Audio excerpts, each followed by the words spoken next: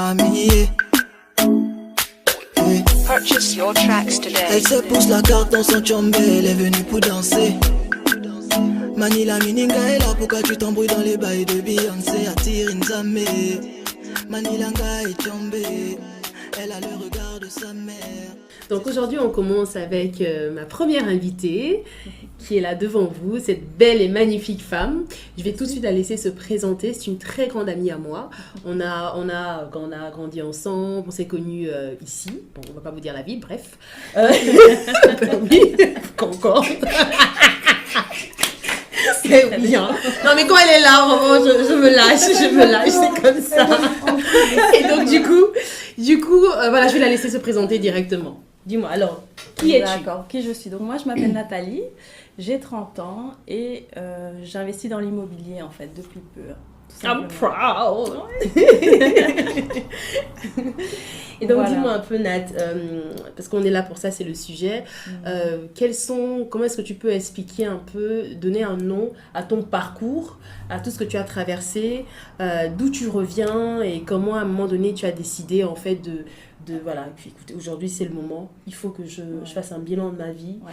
Que je donne une orientation à ma vie et que j'aille jusqu'au bout de mes rêves et de mes objectifs. Ouais. Si je devais donner un mot par rapport à mon parcours, ce serait vraiment la persévérance. Hein, parce qu'en fait... Persévérance. Ouais. Non, vraiment. Et donc, Irina et moi, on s'est connus, c'était quoi, 2010 ? Ouais, 2010. 2010, quelque chose comme ça. Même pas... Non, 2008, hein 2008 déjà 2007 parce que c'est 2007, on a fini... Ouais. 2007. Ils n'ont pas besoin de connaître les détails. 2007. 2007. Voilà. Oui. Donc ça fait un bail. Hein. Ouais, on étudiait ensemble. Et on étudiait ensemble. Et à cette époque-là, forcément, les études, ça allait pas trop. J'étudiais en droit à l'UNIF. Ça allait pas forcément. Il y avait des soucis familiaux. J'étais pas bien dans ma tête non plus, dans ma peau. J'allais pas forcément très bien. Et j'ai rencontré Irina, qui est une personne qui était déjà à base très positive. Et qui, je sais plus, dans une discussion, j'avais vraiment parlé de ma détresse. Je t'avais dit, ça va vraiment pas, à quoi ça sert, voilà.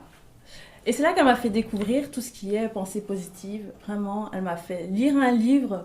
D'ailleurs, je ne me rappelle plus lequel. Du Dr. Wayne Dyer. Voilà. Elle m'a fait lire un livre et à partir de ce moment-là... C'est un peu du genre, là. Ce genre. Bon, c'est pas lui, hein, mais bon, c'est un genre. Ma vie vraiment a changé. C'est-à-dire que le premier changement a lieu dans ma tête, dans ma façon de penser. J'étais une personne très négative. Sans juste interrompre, vous avez dit son premier changement, ça a été dans sa tête. Ouais. Donc tout part vraiment de cet aspect-là, le mental en fait. Donc, une fois qu'il y a un changement mental qui s'opère, la suite normalement suit. Tout à fait, parce que les réussites dans ma vie n'ont pas eu lieu tout de suite à ce moment-là. Mais la grosse réussite à cette période-là, c'était vraiment de chasser toutes les idées noires, toutes les idées négatives qu'on peut avoir à un moment dans sa vie où on est perdu, où on est frustré, où on est triste, où ça ne va pas. Donc vraiment, il y a vraiment eu un changement en moi où j'ai commencé à être beaucoup plus positive, à croire en mes rêves, à espérer, à me dire que voilà, j'étais capable de réaliser quelque chose de bien dans ma vie. Donc il y a vraiment eu ce gros changement-là. Et si je n'avais pas rencontré Irina, je ne sais pas, Dieu seul sait où je serais aujourd'hui. Et vraiment, moi, j'ai vraiment été témoin de ce changement qu'elle a opéré en elle, vous voyez. Parce que moi, je l'ai fréquentée dès le départ. C'est vrai, elle était un peu négative, etc. Et bon, moi, déjà, de nature, je suis folle, ok. Donc, du coup, cette négativité et le fait que, bon, les choses ne vont pas toujours dans le sens qu'on aimerait bien. Voilà, je me disais, bon, écoute, essayons de banaliser. Ça va aller. C'est toujours ça ma phrase. C'est rien, c'est pas grave. Demain, c'est un jour. C'est rien. Aujourd'hui, ça va pas. Demain, c'est un autre jour. On verra bien. Et effectivement, quand on s'est quand même vraiment parlé de ses détresses personnelles, etc. Et là, je me suis dit, bon, à ce stade-là, on n'a plus rien à perdre. C'est soit tu essayes le côté positif, soit tu abandonnes et donc ça sert à quoi de continuer cette vie finalement? Non. Donc je me rappelle de cette soirée, elle était venue à la maison, à l'appartement, on a passé une grosse et superbe soirée ensemble. On avait suivi d'ailleurs un documentaire de Bob Marley, il parlait un peu de son... Et c'était bizarre en fait, parce qu'on parlait, ça parlait vraiment de toute son histoire, de son parcours et de tout ce qu'il a vécu, etc. Et après, on a commencé, nous aussi, à parler maintenant de l'aspect... positif des choses. Je lui ai fait lire pas mal de bouquins, vous pouvez voir, il y a plein de bouquins ici, mais bon, c'est pas ceux-là, hein, voilà, c'est juste pour avoir des bouquins. Et voilà, on a discuté et tout, et je lui disais, écoute, et je me rappelle, à un moment donné, je t'ai dit, dis-toi bien que t'as plus rien à perdre en fait, tu vois. C'est ça, ou alors tu abandonnes. Ouais. Et comme l'abandon n'est pas possible, teste en fait la positivité et vois ce que ça donne. Exactement. Et je peux vous dire, parce que moi je suis vraiment témoin, quand Nat a décidé d'être positive, elle est vraiment entière. Soit elle est négative, elle est négative, Voilà. point où voilà. C'est tout Soit ou rien. oui, c'est tout rien. Comme ça. vraiment Mais je ça. suis toujours comme ça. Oui, c'est vraiment ça. Donc, soit, et quand elle devient positive, mais elle est ultra positive, extrêmement positive. Et moi, j'étais vraiment contente de voir à quel point il y a eu cette transformation, ce changement, même dans sa manière de parler. C'est-à-dire qu'elle a supprimé des mots négatifs de son vocabulaire. Donc, dès qu'elle entendait une plainte, moi, je vais pas entendre ça. Donc, ça suffit, c'est pas grave. Aujourd'hui, ça ne va pas. Mais t'as qu'à changer la méthode. Elle était vraiment déterminée. Et effectivement, quand elle parle de persévérance, c'est vraiment le mot à donner. Parce qu'il y a toujours des moments de rechute, en fait. Il y a des moments où on est là, voilà, on se sent pas bien, voilà, il y a ces craintes qui reviennent. On est humain. Donc forcément, on sera toujours amené à avoir des inquiétudes, des détresses.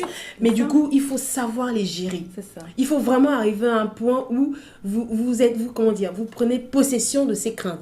Vous êtes le maître de toutes les façons. Hein. Personne ne va contrôler votre corps, votre tête, c'est vous.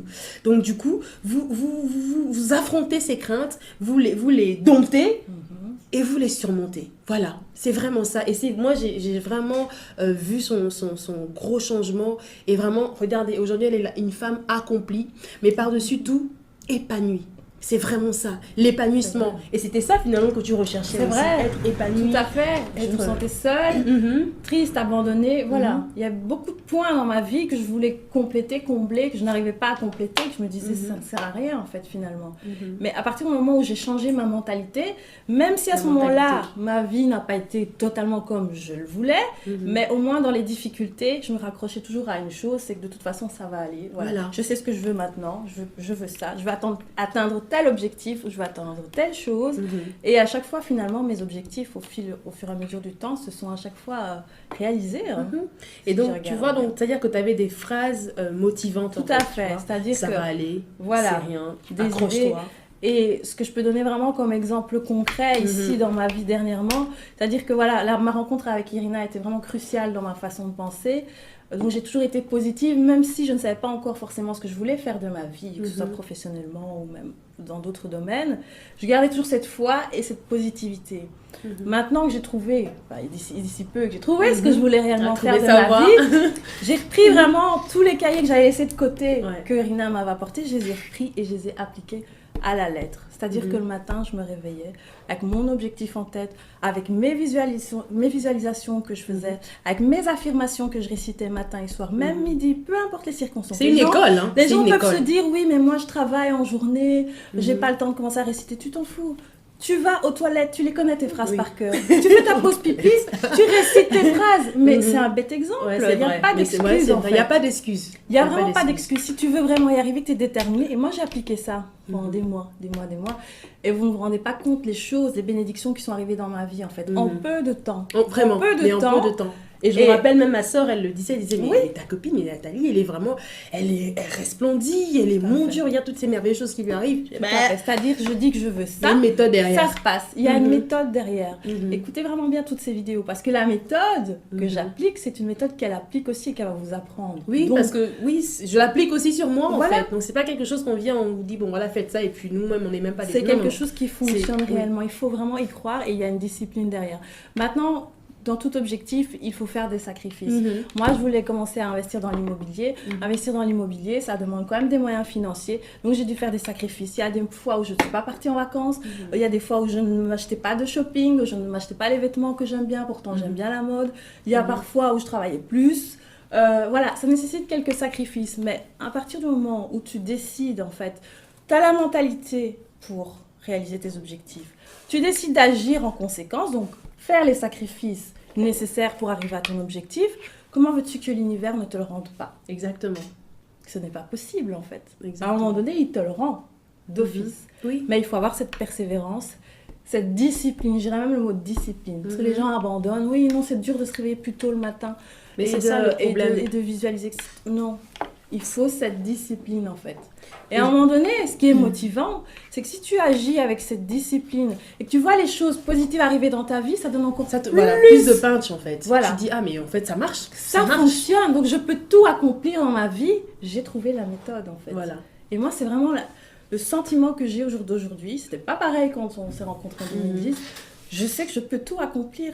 Si demain je décide que je veux être chanteuse, pourquoi pas? Si demain je décide que je veux être actrice, pourquoi pas? Si demain je décide que... Peu importe le rêve de la personne, peu importe ce qu'on peut accomplir, parce que je dis toujours, peu importe même si on a laissé des rêves de côté, des passions de côté, peu importe l'âge, on peut toujours revenir à tout moment. Et quand elle dit justement, si tu as laissé des rêves de côté, etc., il y a des moments dans ta vie où tu as un objectif, tu essaies de le poursuivre, puis il y a des choses qui arrivent, les circonstances du moment, on ne peut pas toujours tout prévoir.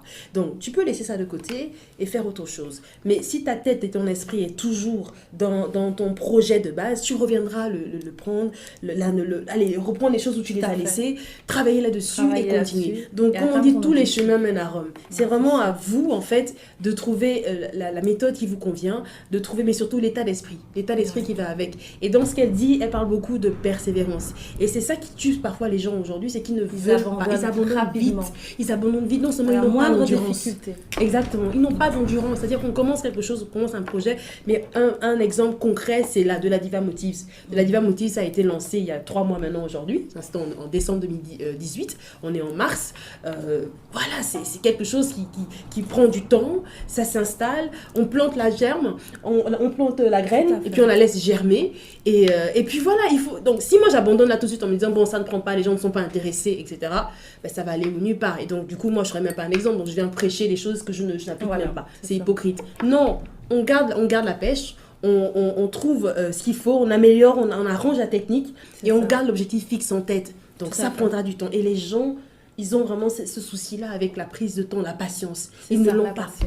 Ils ne l'ont pas. Donc, vraiment, les amis, il faut essayer de revoir vos objectifs. Il faut essayer de revoir un peu ce que vous voulez accomplir, comment vous vous sentez, est-ce que vous êtes bien dans votre vie, est-ce que vous êtes en accord avec ce que vous accomplissez aujourd'hui, le travail que vous exercez, est-ce que vous l'aimez, etc. Elle, aujourd'hui, elle fait quelque chose qu'elle aime. Elle est dans l'immobilier et elle le fait avec passion. Elle le fait avec des étoiles aux yeux. Donc, quand on nous en parle, elle m'en parle souvent. Moi, je suis là, je la regarde, je dis, ça, maman, tiens, vraiment, c'est ton truc, quoi. Non, et je suis fière d'elle. Et donc, et vu qu'on est dans le sujet c'est quoi? C'est l'influence des bonnes personnes autour de soi dans sa carrière. Ben c'est vraiment ça. Moi, je me suis fait un groupe de super copines, en fait. Moi, mes copines, je les adore. J'appelle souvent mes girls, mes bébés, mes sœurs. C'est vraiment, et c'est très important. Il faut se soutenir dans nos projets. Et c'est ce qu'on a passé notre temps à faire. Donc, quand on était dans les moments de détresse, là, on était là, Nat, pardon. Moi, je vais abandonner. Mais c'était un soutien permanent. Et ce soutien-là, il est vital. C'est un soutien qui est vital parce que si vous êtes seul et que vous êtes autour des... Non, vous êtes seul, vous avez des personnes qui sont négatives ou qui ne vous encouragent pas, qui ne vous poussent pas, mais vous allez sombrer. Vous allez sombrer, vous vous demanderez, mais c'est pas possible, etc. Faites le test d'être avec des personnes négatives à 10h et à 11h avec des personnes positives. Vous allez voir. Vous allez voir, même votre baisse d'énergie là, ça va remonter en 2-2. Vous voyez ce que je veux dire? Non, mais c'est vrai. Donc vraiment, voilà, donc moi je pense que c'était important d'aborder aussi cette question parce qu'aujourd'hui, c'est un sujet qui est souvent parfois aussi mis de côté. L'importance des autres autour de soi. Et c'est pas forcément des copines proches, ça peut être des connaissances aussi, ça peut être de très bonnes connaissances. Ok? Ça peut être des personnes, des membres de notre famille, des personnes qu'on prend pour modèle, qui nous accompagnent, qui nous suivent, qui nous soutiennent, un mentor, ça peut être ça. C'est vraiment, voilà, des modèles, des rôles modèles, comme on dit aujourd'hui, tu vois. Et donc, par conséquent, ces personnes-là vous aident en fait sur le cheminement de votre projet, de vos objectifs, etc. Donc, soyez vigilants, regardez bien autour de vous. Clair. Faites attention. Et en général, l'idéal, c'est des personnes qui vous aiment vraiment. Des personnes qui veulent vous voir réussir. Des personnes qui sont vraiment touchées par ce que vous faites, qui veulent que vous soyez bien, tout simplement. En fait, c'est ça. Moi, quand elle était mal, j'étais pas bien. Je me disais, mais c'est pas possible, qu'est-ce que je peux faire? Et donc, du coup, j'ai dit, bon, regarde, maman, viens un peu, viens à la maison, viens. Et puis, boum, voilà, c'est parti et tout. Et jusqu'aujourd'hui, c'est que du bonheur. Mais vraiment, c'est que du bonheur. Et je profite de dire que je suis trop fière de toi, ma copine. Franchement, quoi, vraiment. On avait Nat, donc c'est notre première invitée. avec Nathalie, on a eu la persévérance. La persévérance et la discipline. Essayez d'avoir des mots d'accroche comme ça, des mots qui vous accompagnent dans votre vie. Quand vous vous levez, vous faites quelque chose et que vous voulez abandonner, persévérance. Persévérance, comme des mantras comme ça dans la tête qui sonnent. Persévérance, persévérance, discipline, courage, etc. Vraiment, faites-le selon vous-même, comment vous vous sentez. Prenez un mot qui vous booste. Prenez un mot motivant et foncez. Foncez. Restez connectés. Bam